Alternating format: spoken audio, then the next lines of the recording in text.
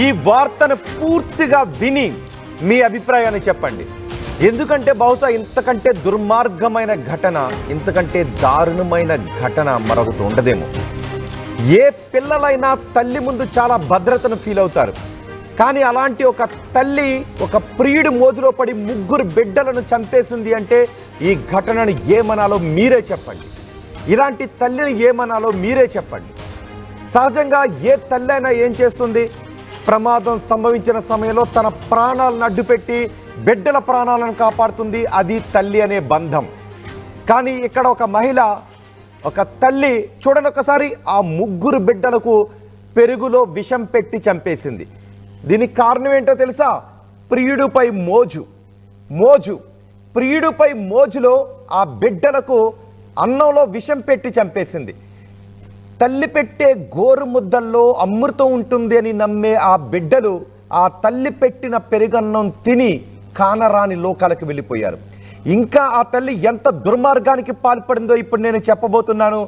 ఆ వివరాలు పూర్తిగా విని అలాంటి తల్లికి ఎలాంటి శిక్ష వేయాలో మీరు కమెంట్ బాక్స్లో తెలియచేయండి. చూడండి ఒకసారి, 3 పిల్లలు. ఆ 3 పిల్లలను చూస్తుంటే మీకు ఏమనిపిస్తోంది? 3 మొనగాళ్ళు అనిపిస్తోంది కదా. ఆ 3 ముచ్చటగలిపే పిల్లలను తల్లి ప్రియుడు మోజులో పడి చంపేసింది. ఆ పిల్లలనే కాదు, ఆమె కట్టుకున్న భర్తను కూడా చంపేయాలని ప్లాన్ చేసింది. పెరుగన్నంలో విషం కలిపింది. భర్తతో పాటు ఆ పిల్లలకు కూడా పెరుగన్నం పెట్టాలనుకుంది. కానీ కట్టుకున్న భర్త ఎలా బతికాడో చెప్పనా? ఆ భర్త ఆ రోజు పెరుగన్నం తినలేదు. ఈ 3 పిల్లలు మాత్రం ఆ తల్లి కలిపిన గోరు ముద్దలను తిన్నారు. ఆ తల్లి కళ్ళలో, ఆ తల్లి ఆలోచనలో, ఆ తల్లి గోరు ముద్దల్లో విషం నిండి ఉంది. ఆ తల్లి అణువణువున విషం నిండి ఉంది. దీనికి కారణం మోజు, ప్రియుడిపై మోజు. ప్రియుడి పడక సుఖాన్ని మరిగిన మోజులో 3 పిల్లలను చంపేసిన దుర్మార్గమైన తల్లి గురించిన వార్తను ఇప్పుడు మీరు వింటూ ఉన్నారు.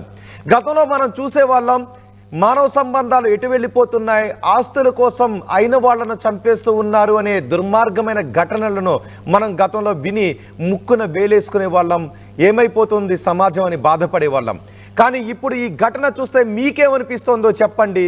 ప్రియుడిపై మోజుతో కట్టుకున్న భర్తను, కన్న బిడ్డలను చంపేయటానికి ప్లాన్ చేసింది అంటే ఈ తల్లి సమాజం ఎటు వెళ్ళిపోతుందని మీరు అనుకుంటున్నారు?